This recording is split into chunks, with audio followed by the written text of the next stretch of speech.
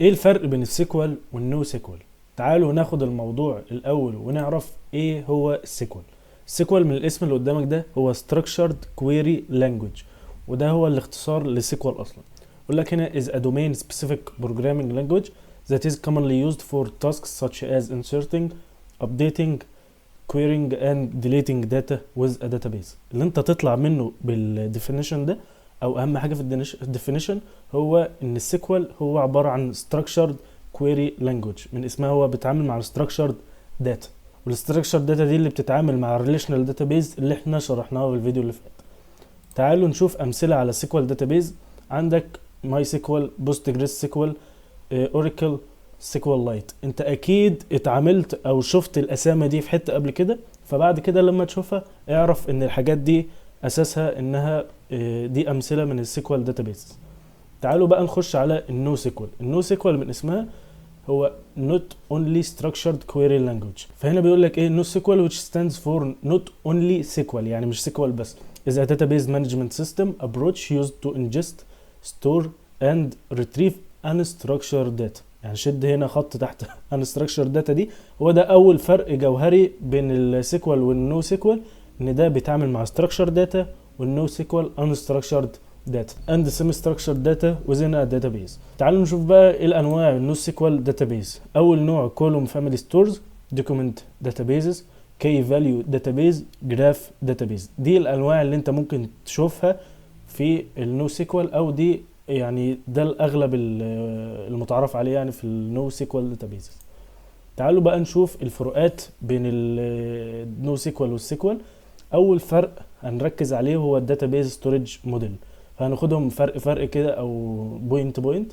لكن السيكوال داتابيز ستور داتا ان تيبلز containing rows and columns، يعني هو بيخزن الداتا في عباره عن تيبلز دي فيها الرولز والكولومز.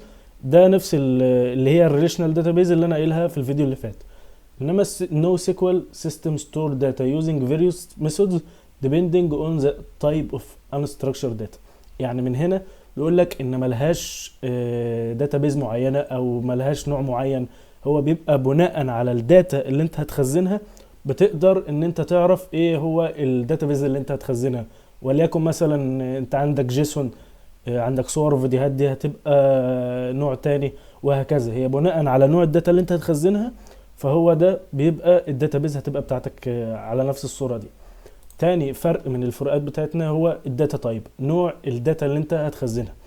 في السيكوال داتابيز بيبقى عباره عن ريليشنال داتابيز بتخزن جواها ايه بقى؟ ستراكشرد داتا، وده اللي احنا لسه قايلينه من شويه.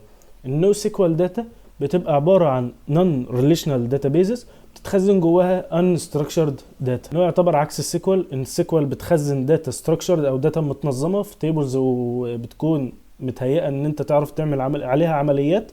انما النو سيكوال بتكون نون ريليشنال او ان ستراكشرد داتا، بتبقى بناء على الداتا اللي انت هتخزنها.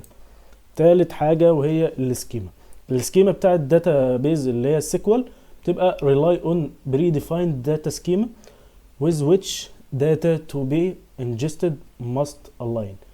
يعني دي بتبقى عبارة عن سكيما انت بتبقى عاملها قبل كده.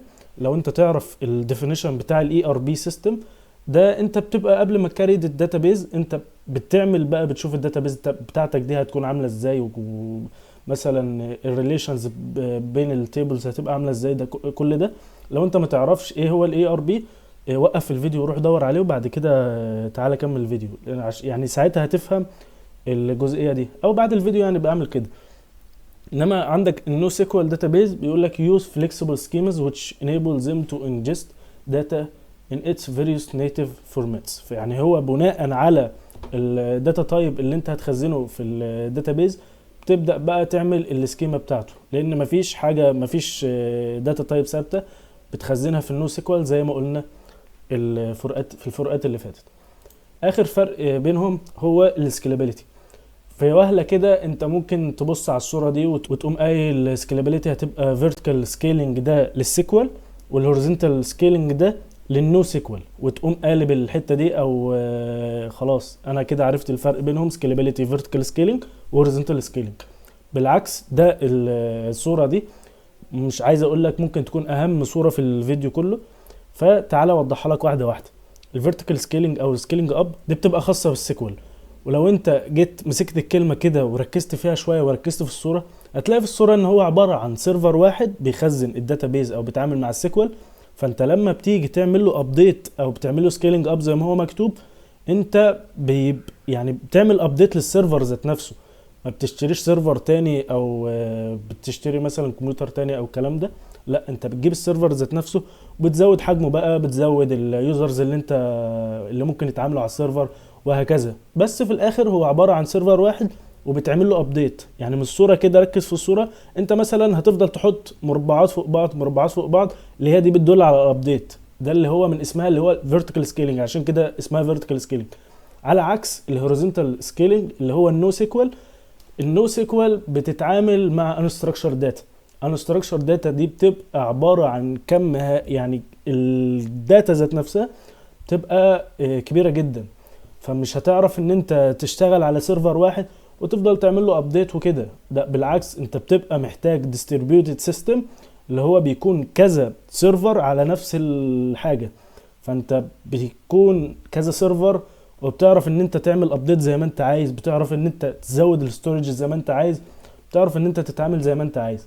ومن الصورة هنا لما تيجي تركز هتلاقي انت مثلا لما تحط كذا سيرفر جنب بعض او ما تزود كذا سيرفر، ده بيبقى اسمه horizontal scaling، لان انت ما بتضيفش على السيرفر ذات نفسه. ولو انت ما فهمتش الجزئية دي من المثال ده، تعال اما اقول لك مثال عملي كده. لما انت يكون معاك تجميع بي سي، فانت لما بتيجي ان انت تعمل لها ابديت، وليكن مثلا بتزود الرامات، بتغير الجي بي يو، ايا كان، بس انت بتعمل لها ابديت عشان تحسنها، هل انت بتروح تشتري بي سي تاني؟ لا، انت بتعمل ابديت على نفس السيرفر. انما مثلا عندك سيستم زي سيستم الكلاود بيبقى شغال على الديستريبيوتد سيستم، فانت يعني هم لما بييجوا يعملوا ابديت للسيستم ده، هم مثلا بيشتروا سيرفرات جديدة، بيعملوا مثلا كلاود سيستم في دولة تانية خالص، بيفضلوا يعملوا ابديت. ده معنى الديستريبيوتد سيستم، اللي هم بيزودوا السيرفرات، بيزودوا الاستورج وهكذا. ده الفرق الجوهري بين الاتنين، وده اهم حاجة ممكن تطلع بيها من الفيديو، ان الفرق بين السيكوال والنو سيكوال. اخر حاجة نشوف الاستخدامات بتاع السيكوال والنو سيكوال. السيكوال بيستخدم في الريجولار كومبليانس او الانتربرايز ريسورس بلاننج، اللي هي الاي ار بي سيستم، اللي انا بقول لك يعني لما تخلص الفيديو ان شاء الله كده وروح دور على الديفينيشن ده هتفهم حاجات كتير. النو سيكوال بيستخدم في الجراف او نتورك اناليسيس او الدوكيومنت داتابيز اند ديجيتال اسيت مانجمنت، اللي هو دي اي ام او دام. ده كان معظم الاستخدامات بين السيكوال والنو سيكوال. ولازم تعرف برضو ان النو سيكوال دي بتخش في المونجو داتابيز.